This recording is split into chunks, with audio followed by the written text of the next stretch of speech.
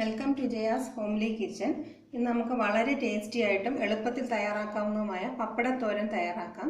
ഇതിന് വേണ്ട ഇൻഗ്രീഡിയൻസ് ഞാനിവിടെ 10 വലിയ പപ്പടം പൊരിച്ചു വെച്ചിട്ടുണ്ട്. വെളിച്ചെണ്ണയിലാണ് പൊരിച്ചെടുത്തിട്ടുള്ളത്.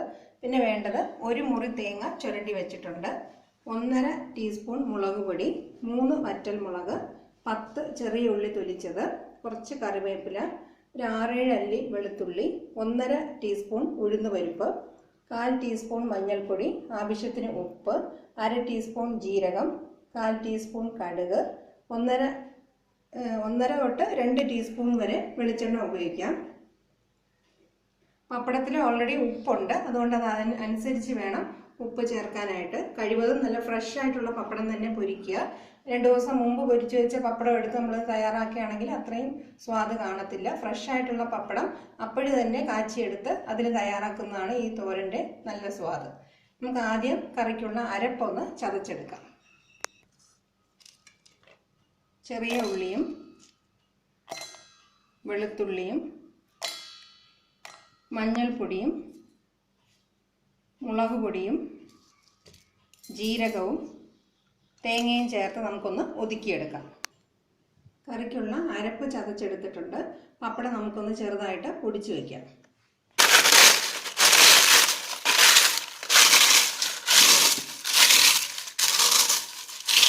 പപ്പടം ഇങ്ങനെ പൊടിച്ചു വെച്ചിട്ടുണ്ട്. ഒരുപാട് ഫൈൻ പൗഡറും ആക്കണ്ട, ഒരുപാട് വലിയ കഷ്ണവും വേണ്ട. ഇങ്ങനെ ഒരു ഇടത്തരം പീസായിട്ട് പൊടിച്ചു വയ്ക്കുക. ഞാനിവിടെ ചീൻചട്ടിയിലാണ് ഇത് തയ്യാറാക്കുന്നത്. ചീൻചട്ടി ചൂടാകുമ്പോൾ വെളിച്ചെണ്ണ ഒഴിച്ചു കൊടുക്കാം. കടുക് പൊട്ടിക്കാം. ഉഴുന്ന് പരിപ്പും കറിവേപ്പിലയും വറ്റൽമുളകും ചേർത്തൊന്ന് താളിക്കാം.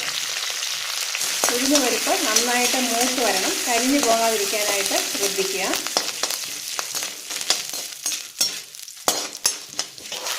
ഉഴുന്ന് പരിപ്പ് മൂത്തതിന് ശേഷം നമ്മൾ അരച്ച് വെച്ചിട്ടുള്ള അരപ്പ് ചേർത്ത് കൊടുക്കാം.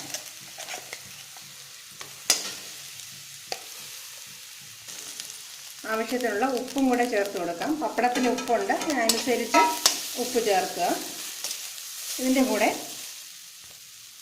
കൂടെ വളരെ കുറച്ച് വെള്ളം ഒഴിച്ച് ഈ അരപ്പ് നമുക്ക് മൂട്ടി കൊടുക്കാം. അരപ്പ് നന്നായിട്ട് ഇളക്കി ഇതിൻ്റെ പച്ചമണം നന്നായിട്ട് മാറ്റിയെടുക്കണം. അരപ്പ് നന്നായിട്ട് മൂത്ത് നല്ല മണം വരണം.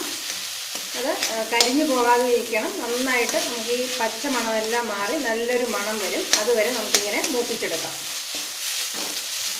അരപ്പിൻ്റെ പച്ചമണം നന്നായിട്ട് മാറിയിട്ടുണ്ട്. അരപ്പിൻ്റെ കളറ് തന്നെ നന്നായിട്ട് മാറി വരുന്നുണ്ട്. ഈ സമയത്ത് നമുക്ക് ഗ്യാസ് ഓഫ് ചെയ്ത് കൊടുക്കാം. ഗ്യാസ് ഓഫ് ചെയ്തതിന് ശേഷം മാത്രം വേണം പപ്പടം ചേർത്ത് കൊടുക്കാൻ. ഈ ചൂടിൽ തന്നെ നമുക്ക് ഈ പപ്പടം ചേർത്ത് കൊടുക്കാം. നന്നായിട്ട് ഇളക്കി യോജിപ്പിക്കാം. പപ്പടത്തോരൻ ഗ്യാസ് ഓഫ് ചെയ്തതിന് ശേഷം വേണം തയ്യാറാക്കുമ്പോൾ പപ്പടം ചേർത്ത് കൊടുക്കാനായിട്ട്. ഓൺ ചെയ്തിട്ട് തന്നെ നമ്മൾ ചെയ്യുകയാണെങ്കിൽ പപ്പടം എല്ലാം നന്നായിട്ട് കുഴഞ്ഞ് പൊടിഞ്ഞു പോകും, അതിൻ്റെ ഒരു ടേസ്റ്റ് കിട്ടത്തില്ല. അതുപോലെ ഇത് തയ്യാറാക്കി വെച്ച് ഉടനെ തന്നെ കഴിക്കുന്നതാണ് ഇതിൻ്റെ സ്വാദ്. പപ്പടത്തോരൻ റെഡിയായി കഴിഞ്ഞു. ഇനി നമുക്കൊരു വിളമ്പുന്ന പാത്രത്തിലേക്ക് ഇത് മാറ്റാം. നമുക്ക് എളുപ്പത്തിൽ തയ്യാറാക്കാവുന്ന ഒരു തോരനാണ് പപ്പടത്തോരൻ. അതുപോലെ രുചിയാണെങ്കിലും നല്ല നമുക്ക് സുഖമായിട്ട് ഈ ഒരു തോരൻ മാത്രം വെച്ച് തന്നെ ചോറ് കഴിക്കാൻ പറ്റുന്നതാണ്. ഇത് ചോറിൻ്റെ കൂടെയും കഞ്ഞിയുടെ കൂടെയും നന്നായിട്ട് പോകുന്ന ഒരു കറിയാണ്. വളരെ വ്യത്യസ്തമായ രുചിയുള്ള ഒരു കറിയാണ്. ഇതിനകത്ത് ഉഴുന്ന് പരിപ്പ് മറക്കാതെ താളിക്കുമ്പം ചേർക്കാനായിട്ട് ശ്രദ്ധിക്കുക. അതിൻ്റെ സ്വാദ് വളരെയധികം കൂട്ടുന്ന ഒരു ഇൻഗ്രീഡിയൻ്റ് ആണ്. ഇതെല്ലാവരും തീർച്ചയായിട്ടും വീട്ടിൽ പരീക്ഷിക്കുക. ഈ റെസിപ്പിയെക്കുറിച്ചുള്ള കമൻസ് എനിക്ക് തീർച്ചയായിട്ടും അറിയിക്കുക. എൻ്റെ ചാനൽ സബ്സ്ക്രൈബ് ചെയ്യാനും മറക്കാതിരിക്കുക. Thank you for watching my video.